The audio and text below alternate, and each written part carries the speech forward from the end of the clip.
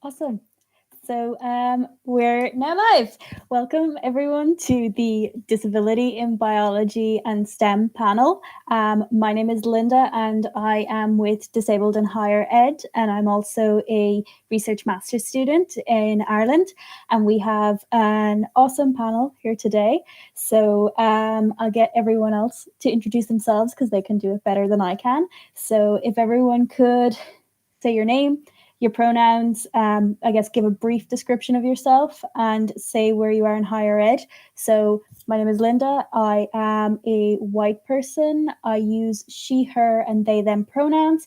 And I have long curly red hair that is mostly down, and I'm wearing wide frame navy glasses. So I guess, Kelsey, do you want to go first? Sure. I'm Kelsey Byers. I am also a white person, non-binary, she, her, they, them pronouns. I am currently got my hair up. It's dark hair and I'm wearing dark clothing. I am a group leader at the John Innes Center, which is kind of like being a lecturer or an assistant professor in the US. So thanks for having me. Awesome. Brianna? Okay. So hi, I'm Brianna. My pronouns are she, her. I'm wearing a dark colored shirt with a picture of the planets and Pac-Man eating the planets. And I'm also wearing dangly earrings. I am currently a master's student at University of Tennessee, Knoxville, and I have auditory processing disorder, which basically affects my ability to distinguish between certain sounds. Also, I am a Black woman. Okay, awesome. Duncan? Hi, I'm Duncan Cameron. I am a white person. I'm a gay man. I'm currently have absolutely no hair whatsoever to show off my rather splendid tattoos on my head. I use he, him pronouns. And I'm wearing some wide transparent glasses. So I'm a professor at the University of Sheffield, full professor, and I'm one of the directors of the Institute for Sustainable Food. So I'm an environmental microbiologist by trade, and I'm also a disabled person. I am physically disabled. I suffer from a neurological condition that leads to chronic pain and mobility problems. Next is Hayley. Hi, I'm Hayley. I'm a white female, she, her pronouns. I have dark curly brown hair and a golden orangish fall-like scarf wrapped around my neck. I am a PhD student at the University of British Columbia in botany. And I am joining you today from the traditional, ancestral, and unceded land of the Musqueam people. Great. And last is Olivia. Hi, I'm Olivia Bernard. I'm a white woman with long, dark, straight hair. I'm wearing a light-colored turtleneck shirt. My pronouns are she, her. I have an undergraduate degree from UMass Amherst in biology, but now I freelance in social media and science writing. Awesome. So we have a nice lot of different perspectives, and we have a nice people are from all different places, which is great that everyone could make it today. I know it's super early American Canada side, so thank you so much for coming. And we got so many different questions, so we put a form out on social media, and the first question we are going to talk about before we get into sciencey stuff is actually on the models of disability. So we actually got a question on this, so I'm going to do a very brief, and I mean super brief, introduction on models of disability. So if you don't know, there are so many different definitions and models of disability. It is a discipline in itself. So obviously none of us are disability scholars, but we did get a question about how to get your lab mates and peers to understand you through the social model of disability rather than the medical. So my interpretation of the difference between these two models, which may be different from the panelists, is that the medical model is what is mostly used, and it sees the disability as a limitation or a problem for the disabled person, whereas the social model sees the disability as the problem with society. It has not been made accessible. And I guess, do any of our panelists have an opinion on this? How you would change people's views? I know that's a loaded question. It's a difficult one, isn't it? But and I think it's a really good question, because it's, as a disabled person, it's quite hard to yourself to move away from the medical model, because that's what you've got, that's what you've been given. You know, when I suddenly started not being able to walk and had no clue of what was happening, it's the medical model that is used.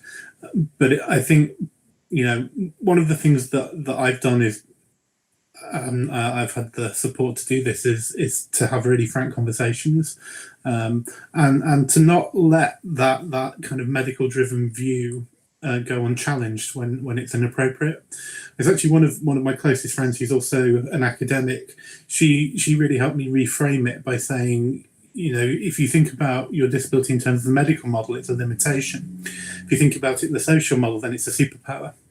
And she said, as a gay disabled academic, you sat outside of the norms within science, which is so heteronormative, white, able-bodied, male-dominated. And because I'm not many of those things, I've sat outside and looked in.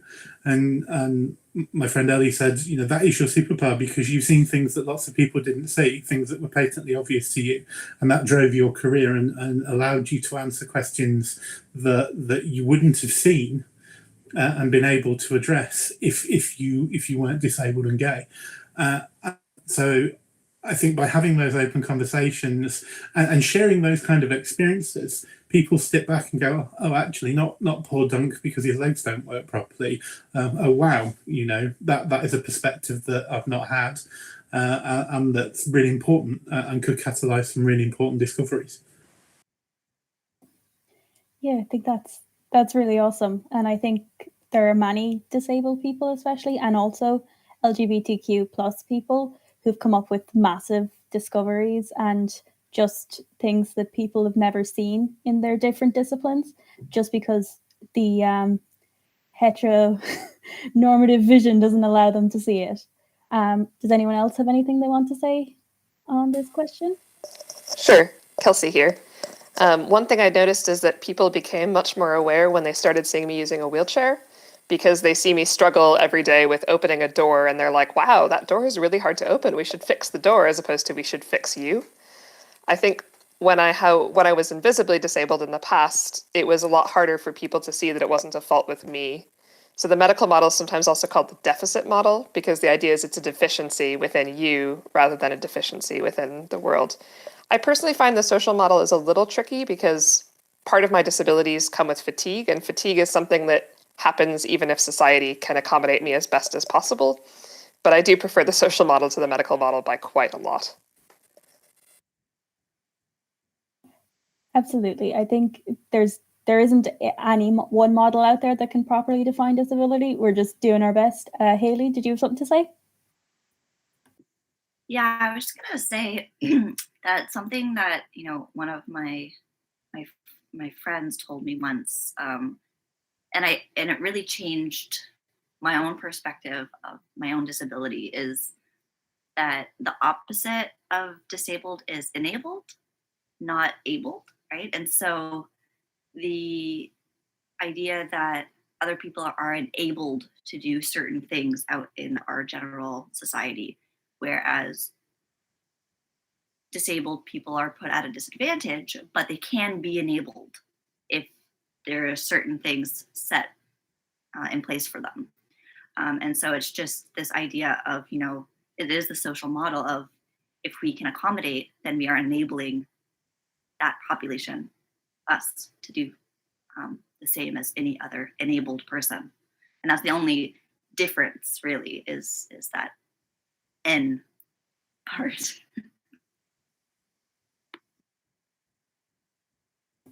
Awesome. That's a really, really nice perspective for your friend to share, and it's really awesome. I guess let's talk a bit more about science. So when we talk about science, we generally talk about lab work and field work. And because society and academia is built on these medical models that we have been discussing, it can be so difficult to just navigate through it on an everyday basis. So I guess, what are your personal experiences that you would like to talk about if you want to talk about it? And how did you navigate through?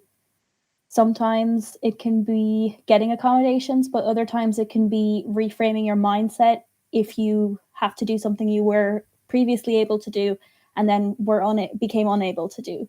It's not just accommodations, it's also relearning how to do things again. So, Brianna, would you like to start? Yes.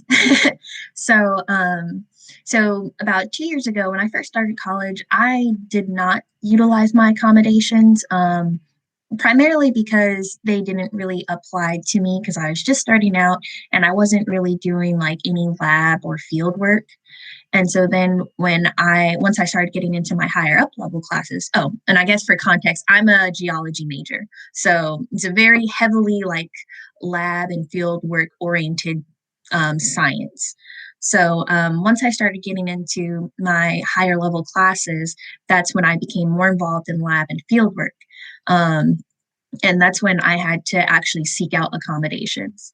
And it's hard, I would say that it's much easier to get accommodations for lab than for field, because whereas like for the lab, like it's almost like they apply like those accommodations similar to a classroom, whereas field work, it's kind of like sink or swim. And so I think for me personally, I have to have directions like basically like given to me one at a time. When people are like, all right, you're going to do this, this, and this, I'm like, what was the first one? So I need all of those written out. So I think a really important part of like getting fieldwork type accommodations was really having to like advocate for myself and go like almost weeks before to my professors and tell them, look, I'm swear I'm not trying to cheat, but I do need to read the lab before we go out into the field because I'm not going to hear a thing.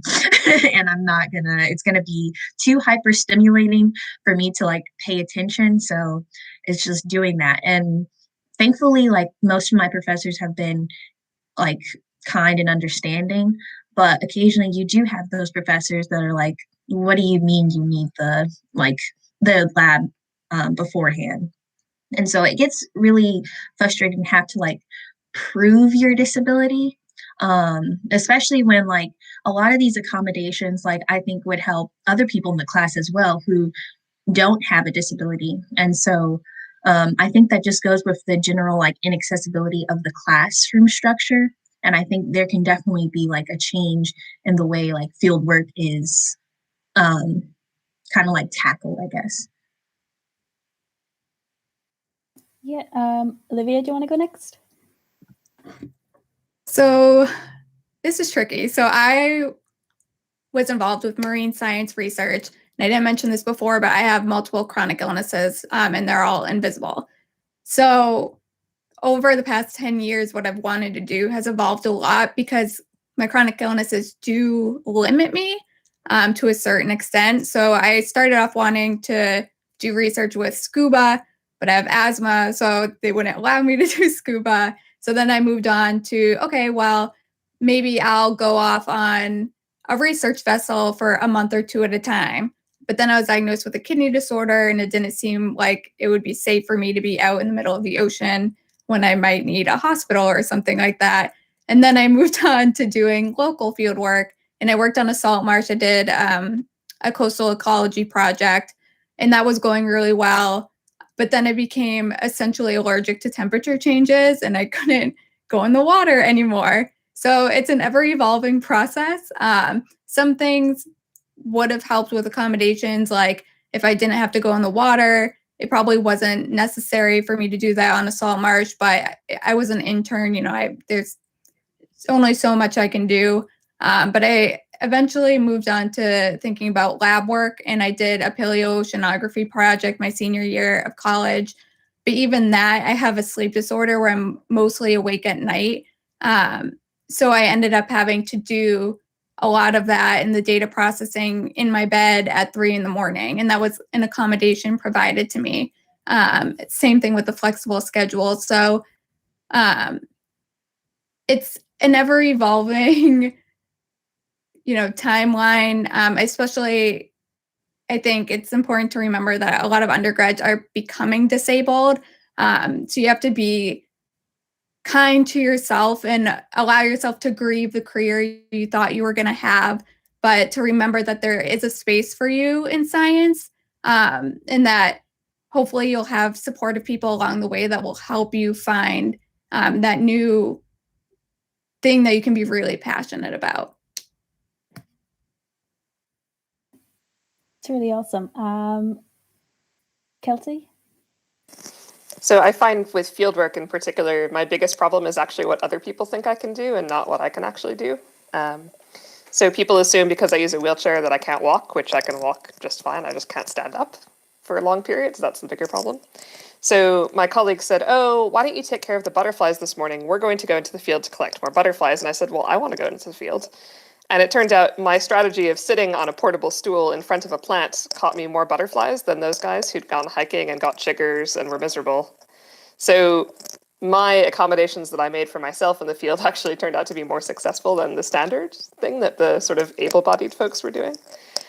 For example, I also do fieldwork in the Alps, and it's places you can drive to. And so then I'm walking across a large flat meadow or doing a small amount of hiking, and someone else will help carry the field equipment because I can't carry a big burden.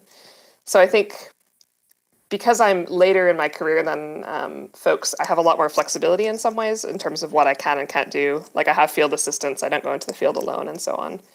I will say that getting labs set up for wheelchair use is really, really hard. This is why I don't use a wheelchair in the lab. Like lab benches are too high, finding good seating is hard. You can't usually put your knees under the bench. But there are some accommodations that can be made in the lab for physical access. It just takes a lot of creativity. Yeah, Duncan? Yeah, I think I recognise everything that both of you were saying, and I think I am quite I guess mid-career now, and my physical disabilities really started to manifest themselves in my late 20s, early 30s. So I think that sense of mourning what you thought you were going to have was a really powerful point, because I never imagined that I wouldn't be able to walk more than a few meters by the time I hit 40, which was the reality for me.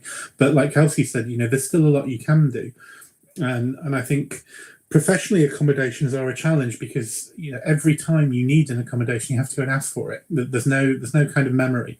So if I have to travel long haul overseas, I can't sit in an economy seat. I just physically can't do it. As much as I'd like to, because frankly I hate spending the money. But you sometimes don't have a choice. If I'm going long haul to do research, then that is kind of helping deal with the climate crisis. I can trade off the fact that I'm flying with the fact that the research is contributing to that process. But actually then trying to book that kind of travel is really challenging, and it's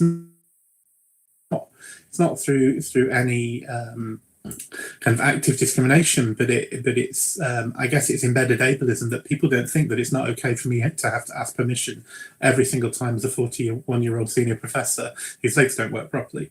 But I think the point Kelsey made about people thinking you can't do as much as you can do yourself is really important. I remember I have a project in Colombia working with some friends in the high Andes, and colleagues around the world were absolutely gobsmacked that I was going to go to the high Andes with my wheelchair and my walking sticks and go and do field work. And my two colleagues, who are both close friends, took the time to sit with me and plan out what I thought I could do, and put in case contingencies in case of things that I wouldn't be able to do. And I could go up and not quite yomp up and down hills, but I could identify plants, I could look at soil profiles. People just ran out into the bush and got them for me. And I think having those open conversations with the people that you're working with about how disabled or abled you are at a particular moment in time, and the fact that it can change. I wake up one morning and feel all right. I can wake up 2 days later and struggle to get out of bed, and you don't know which Duncan's going to wake up. But if people know that, you can adapt to it and you can make those accommodations, but they need to be dynamic. And like Kelsey said, it's really important that you take the time to make people aware of what you can do. And like Olivia said, it's important that before that you mourn the loss of the things that you thought you would be able to do. So I think that those are really good perspectives. Yeah, I think you hit on a really important point there, in that disability is dynamic. It changes over time, and with especially lab work and field work, it's a bit of trial and error with your accommodations. You do have to find what works for you, and just because it worked this year doesn't mean it's going to work again next year. Hayley, you had something you wanted to say? Yeah. So I guess, I've had an interesting experience, I guess we all have, with disability, is that I started to really manifest the symptoms of my connective tissue disorder when I was 11, but I wasn't actually formally diagnosed until I was 27. And so I struggled with being disabled throughout high school, undergrad, without any accommodation, because I wasn't, quote unquote, labeled as a disabled person. And so it's a challenge when a lot of the time accessibility services require a doctor's written documentation of X, Y, and Z. And for me, that I think did really limit a lot of the things that I could have done, and probably has really shaped like the trajectory of my career. I love where I am, so I'm happy that it did. But but it has definitely shifted. So as an undergrad, I didn't get really any accommodations. As a master's student, I did a very short master's. So in between my master's and PhD, I worked in the field for a few months, and it was phenomenal. So I do have a physical disability. A lot of the time, my limbs aren't as strong as I think they are, or they decide to just kind of feel like they're falling apart. And I didn't disclose anything when I applied, and I got this position. I was so excited. I ended up having to get surgery the week before I was leaving, and I still went afterwards because I was so fearful that they would say, never mind. Looking back on it now, I know that they wouldn't have, but there is that fear, especially, in academia, that someone's going to think that you're not capable of doing something now. And I think it's just because I know who these people are that I know, like, oh, it would have been okay. But you never know until I think you really can see that side of a person. And so it ended up being a really great 3 months with them. I didn't carry heavy things, like Kelsey was mentioning in the field. And something that was really important for me is, so there's all kinds of different field work. There's the kind where you might be, backcountry, pitching a tent. That I can't do. That's just not going to be possible. But there's, I can still go out pretty much every day for 3 months if I have a house, like somewhere that I can go to at night. There's a bed, there's a bath. I can there's ice packs readily available for me to ice my body when I get home. And the option of taking a rest day, right? Whereas if you're backcountry camping and you want to take a rest day, you still are just on the ground in your tent. And it's not very restful. So that was a huge thing for me to realize. And I thought going to my PhD, I would be able to do field work, and I didn't realize that that was so important to me. So now, looking forward to postdocs and stuff, I know I want to do field work. I love it. I need a house. I need somewhere to actually sleep, because that wasn't really possible in my current situation with my PI. We just didn't have the funds for it. But yeah, it's just something to keep in mind.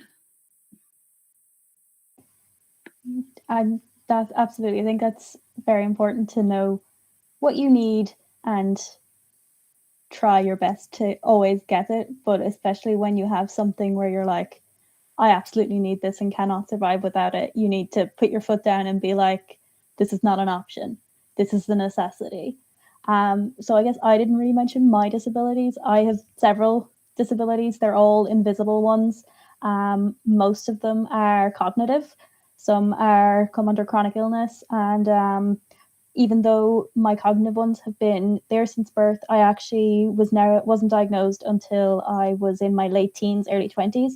So even though technically I have been disabled since birth, it's a very different experience from someone who is diagnosed when they're younger, because you grow up with a very much of a, you're not disabled, you're just a bit strange, quote. And with me, well, we were asked a question kind of about getting accommodations, and someone said that they left their old lab because of discrimination and their lack of accommodations, and they want to apply to another PhD program, and they are wondering how do they navigate the process? How do they ensure that they will get their accommodations this time? And when do they think that they should disclose? So I know disclosure is another loaded question. It is something that you have to decide for yourself and come across in your own time. But I guess, what do people think about disclosure and talking about bad experiences in the past? Yes, Kelsey. Controls, there we go. So I have had several different types of experiences with disclosure. When I started my PhD program, I didn't tell anybody about my disabilities until I had a chat with my advisor after I'd worked with him for 3 months, and I felt like I had proved that I was competent. And then he said, well, that's really not a problem. I mean, my closest collaborator has the same disease you do, and that's just fine. Why were you scared of talking to me? But I really appreciated that he gave me a lot of support, and I wouldn't have wanted to have been in a lab where my advisor hadn't supported me. So I think disclosing early can be good, because then you find out quickly if it's going to be an issue. In my first postdoc, I didn't really disclose because the Swiss law around disability is less mature than in some other countries. And that was a mistake in a lot of ways. I got unofficial accommodation because at postdoc stage, it's usually easier to do it unofficially in a lot of ways. But like later on, people are like, why didn't you tell us sooner? We could have done some things for you. We could have changed your field schedule around and things like that. And for my second postdoc, I did disclose actually at the second interview, not at the first interview, but at the second interview, I said I used crutches because back then that's what I used. And they said, oh, okay, so we'll have to modify a few things, but that's not a big deal. And I think having disclosed it then, that meant they were okay with it and I was okay with it, and we just knew it wasn't going to be an issue and we could adjust. And since then, I've been quite public about my disability. Well, not all of them, but some of them. So I actually have a similar connective tissue disorder to Hayley, as it turns out. And I found that being public has actually helped me a lot, but I know that's really scary. And for some disabilities, it's a lot easier to be public than for others. So I guess my advice is disclose early, but maybe don't disclose as soon as you apply. Maybe wait and see. Make sure you get on with the person, make sure you're comfortable and you feel safe in the lab, because safety is the most important thing. Yes, Duncan? I really would echo that. I've had very similar experiences, and I think I regret not disclosing sooner, because I put myself through a lot of physical pain and mental anguish of trying to do stuff that I used to be able to do, even though I knew that I have a degenerative disease, therefore there would come a point where I couldn't do it. I think I struggled to be honest with myself about how bad it had got, to the point where I ended up in a bit of a pickle halfway up a mountain on the west coast of Ireland, which which wasn't a good situation to be in. And as soon as I told I was a postdoc, my PI at the time, he was like, "Oh, for goodness sake, I didn't know it was this bad." And he obviously knew that I had some sort of motor problems because I was, I think they thought I was drunk to start with when I would stagger around the lab, and it was just because my legs didn't work properly. So I wish I'd disclosed it all now, because everything then would have made sense. And suddenly, Jonathan was utterly brilliant. He hired me a car and said, "Oh, we just hire you a car. You drive around. You don't have to walk anywhere." And I'm like, "Oh yeah, well, that's the obvious." So, but you don't think about it when you're terrified to tell someone that this is happening to you, and you don't know. And I think part of disclosure is difficult when you don't know what's happening to you. So I was starting my journey. I didn't know what was wrong. They still don't fully understand what's wrong, other than the very clear medical symptoms that have been manifesting. So, but I also agree. I think, I would love to be able to say, just tell everyone, be you at the start. And we should be able to do that. I think we have to, as senior people, I am very open about my disability to try and get rid of that stigma, so people do feel they can disclose early. But the world is not perfect, and you need to know that the environment that you're going to be in is receptive and safe, because there's no point torturing yourself through a PhD with somebody that isn't going to understand you and the value of your contribution. So getting to know people. But you can do that a little bit in advance. I think things like this, both Kelsey, myself, and I've seen Hayley kind of active on social media. If you ever came to do a PhD with us, I think you would know, because we're quite vocal about how important accommodations are, and how kind of a diversity of people is critical to a successful lab. We live and breathe that.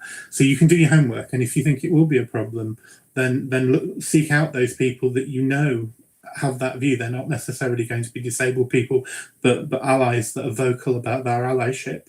And I think I get a lot of students that do come to me and either ask advice or want to do PhDs with me because of that allyship. And sometimes it's appropriate, sometimes it isn't. But of course, I have an allies network too, so I can suggest people.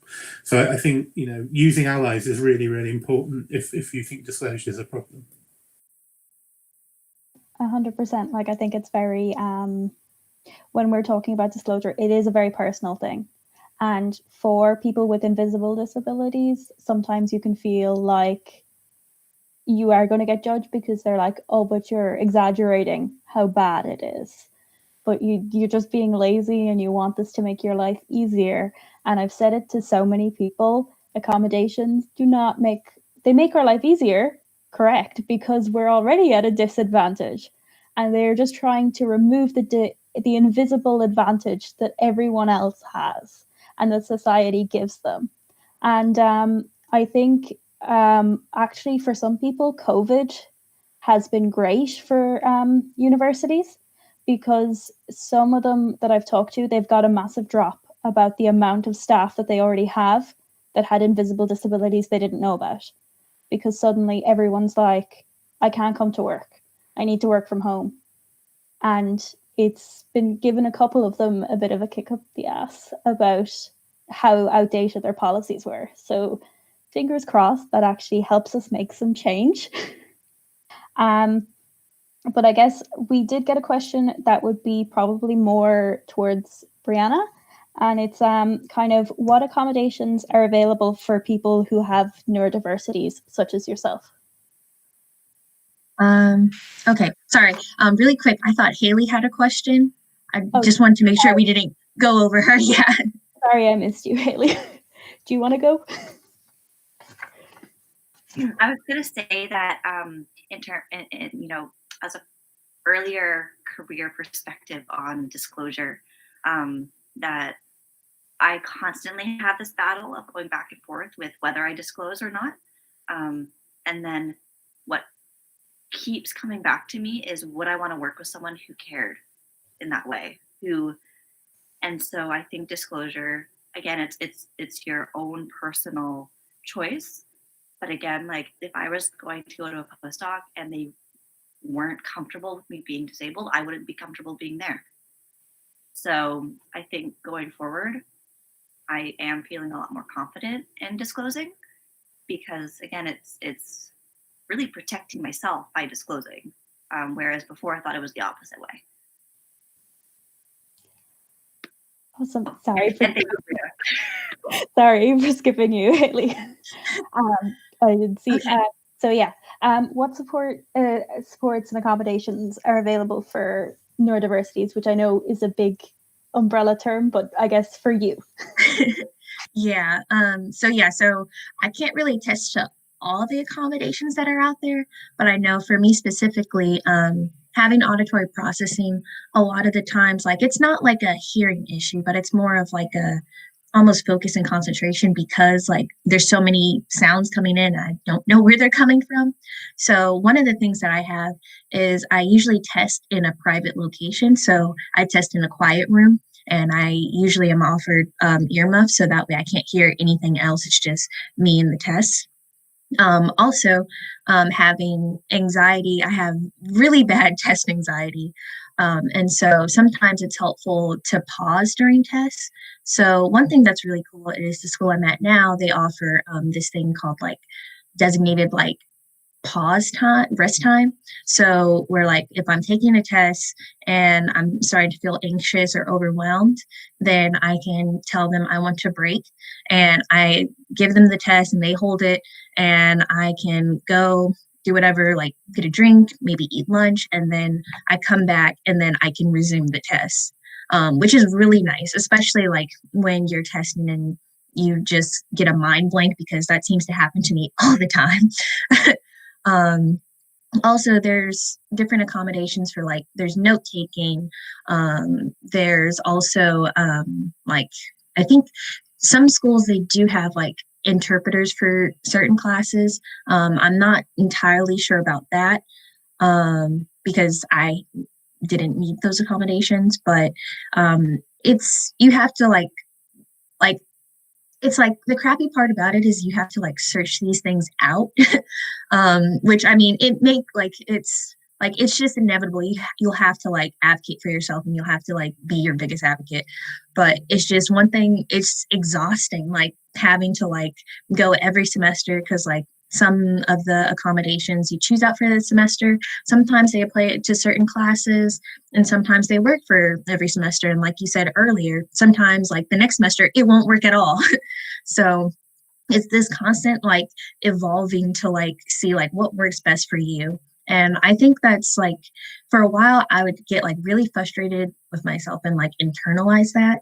But I think I'm growing more to terms with like, you know, like this is just like it's a dynamic thing, and hopefully one day it will change, especially like with COVID and everything. Like I think a lot of people have had to accommodate everyone, and I personally found like Zoom University a blessing, because I was like, finally there's captions for a classroom, this is awesome. So there's a plethora of different accommodations that suit to those neurodiverse individuals, like not just including like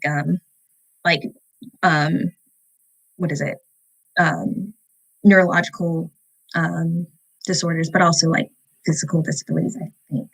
But yeah, it is kind of very the thing about accommodations is what I always remind people is that they're actually called personal accommodations, and they are personal. And just because you know someone who had the same disorder or disease doesn't mean the accommodations will be the same. You can make the world as inclusive as possible. There will still always be a need at some level for accommodations for people. You're just minimizing it if you make things more accessible. And I guess what you were talking about is advocating and the stress of it, and that is kind of there no matter what level you are at. And we did get a question about supporting disabled people in terms of not just accessibility, but in terms of mental support and inclusiveness. And I guess the start of that would be if you are a leader or a PI to help them advocate, because you are in a better position than them. But I guess, does anyone else have any other tips that you would like? Hayley? Oh, Olivia, do you want to go first? I really wish people would just make their environments inclusive and accessible before the need for it.